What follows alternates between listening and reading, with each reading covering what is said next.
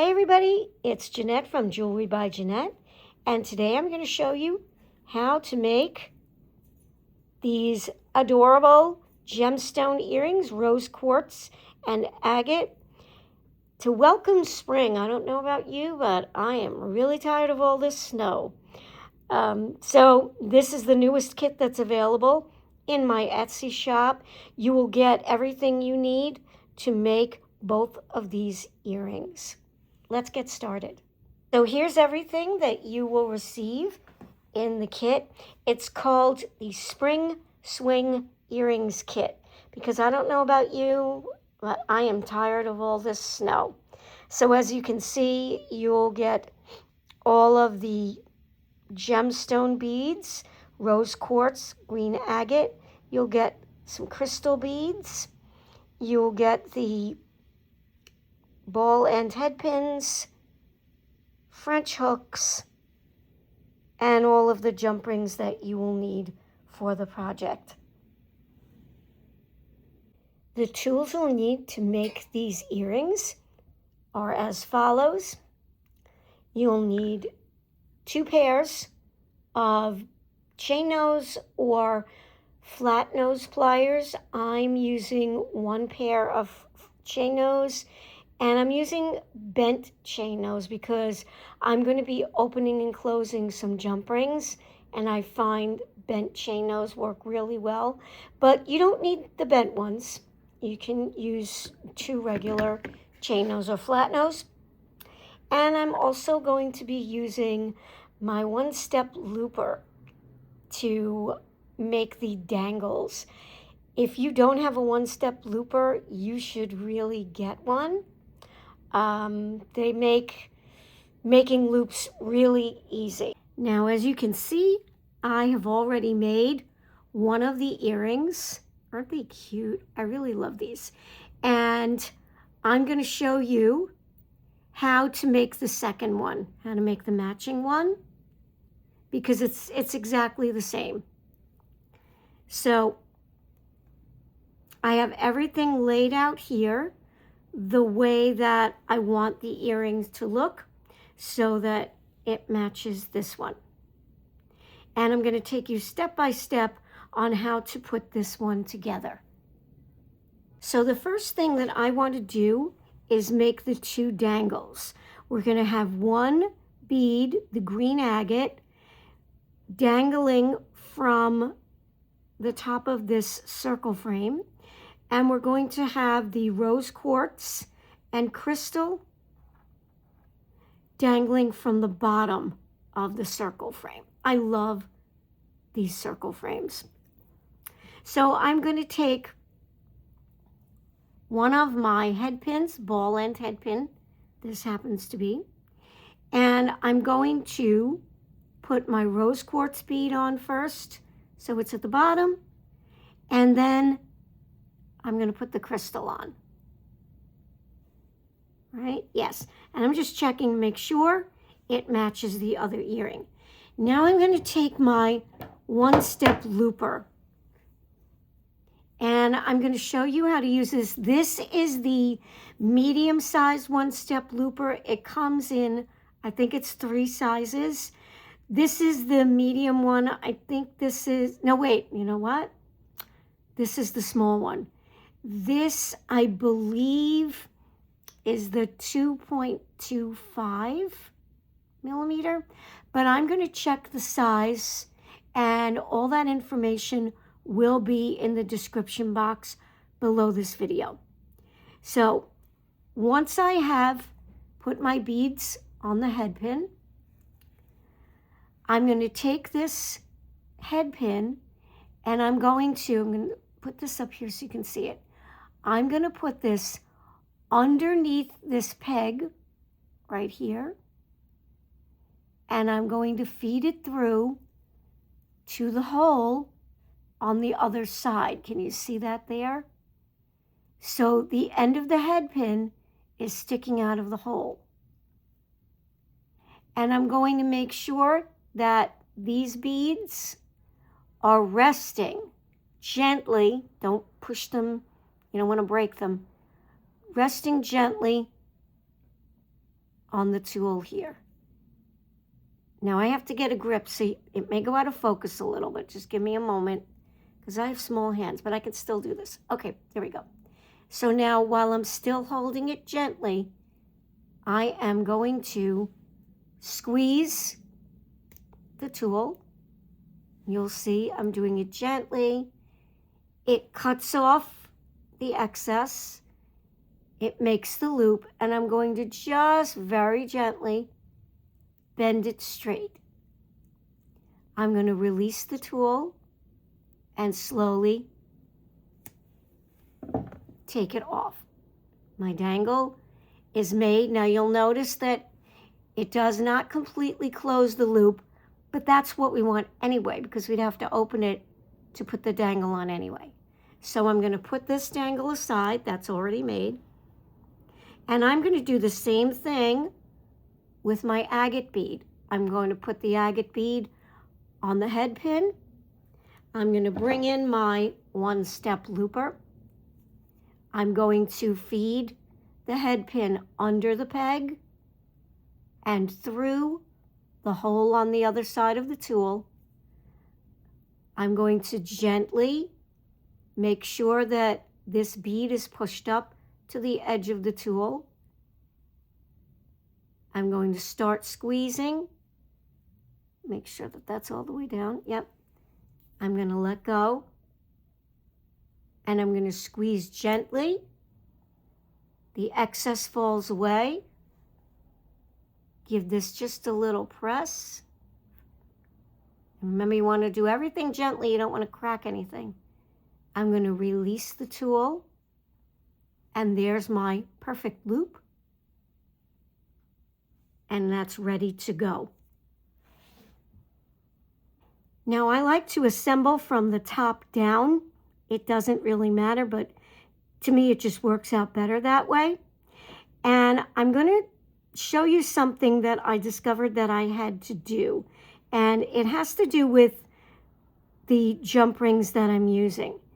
Now you'll see in the earring I've already made that this little loop that's on the bottom of my French hook is facing, I guess, horizontally, right? It's flat.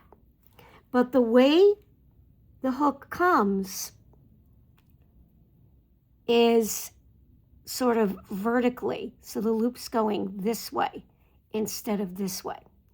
And because I'm using a jump ring here, and because of the way the other rings are connected, I found that I needed to turn this loop so that it is sideways.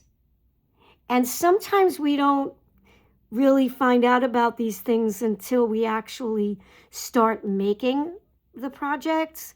And so I thought I'd just give you a little heads up so you can do it before you have everything together, like I did, and then I had to take it apart a little bit. So what I'm going to do is I'm going to show you how to turn it. It's really easy. So I'm going to hold my earring hook, and I'm going to take my pliers. Actually, I'll use my regular chain nose. Either one would work. Okay, and I'm going to grip the ring here. Bring that up a little bit for you. And I'm holding the hook, and I'm just twisting gently. And there, in like, 1 second, I turned the loop so that it's facing the right way. All right, now that that's done, I can take my oval jump ring, and I love the oval because there's less of a chance of things falling apart. And with an oval jump ring, the split is here on the side, and there is less of a chance of that opening falling to the bottom as it usually does.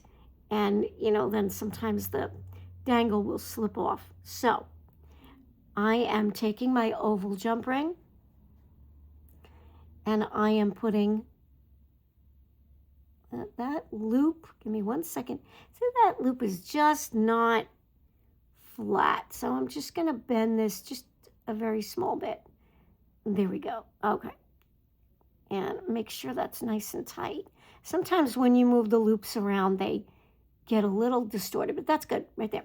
So I'm going to pick up my oval jump ring and I'm going to slip on my hook, and then on the other side, so that it's on the bottom of the jump ring, I am going to attach my dangle. Now I got lucky because the one-step looper actually closed this loop when I made it. So I don't have to worry about closing that up first. I'm just slipping that right on here. Hang on one second. Nope. Sorry, wrong order. First we put the circle frame. Then we're going to put the dangle. And let me show you that up close. I put the circle on first and then the dangle, because I guess you could do it the other way, but it's going to tend to want to come in front of that dangle, and we don't want that. So let me show you again. I'm sorry if I confused you a little bit. So I'm taking the oval jump ring. On top, I'm attaching my French hook. And then once that's done, on the bottom, I am putting my circle component and then the green agate dangle. And now I'm going to take my 2 pliers here. There's one. Now you see why I like the bent chain nose? It gets in there. And I'm going to close that jump ring up. Now, one thing I didn't mention was the correct way, the best way to open and close a jump ring. And I'll be a little more detailed in a moment. Now, attention to detail for me is important. So you'll see that the split is in front of the earring now. I'm just going to rotate that so that it's in the back, and it should stay in place. It's just a little quirk I have. I like to pay attention to the small details. So great, now we've got this first part done, and you'll see that when it dangles, I've measured it beforehand for you so that everything fits. Okay. Now what we're going to do is assemble this bottom part here, which will include one jump ring, a rounded jump ring. I thought it looked nicer on the bottom. And we're going to attach this jump ring to the bottom of the circle and to this loop here. Now, I'm going to close this loop up just so that I know that it's not going to fall off when I go to put it on. Now, you may have to play around with it a little bit. I'm sorry if I'm going out of focus. I just need to be able to see that that is closed. You may need to bend it back just a tiny bit. Okay, there we go. That's still not as closed as I want that to be. All right, much better, much better. Okay, and just bend it back a little. So you may have to fuss with it a little, but honestly, it's so much easier than making the loop the regular way. So anyway, let's take this big jump ring here.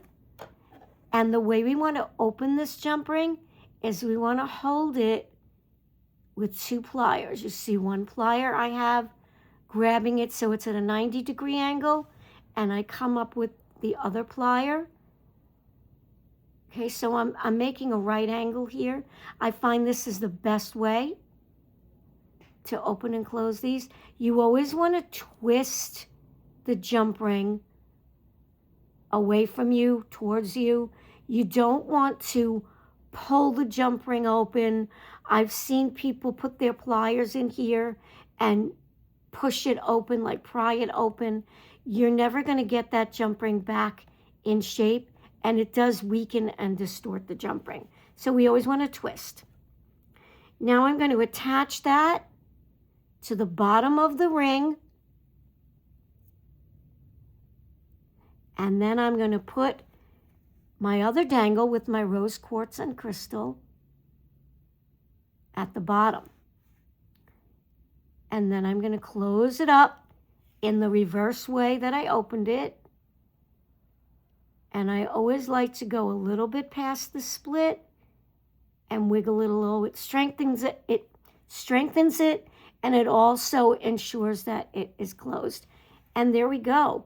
Now, one thing I didn't mention, when you are putting this circle component on the jump ring at the beginning, oh, you slipped back there. Let's fix that. Okay.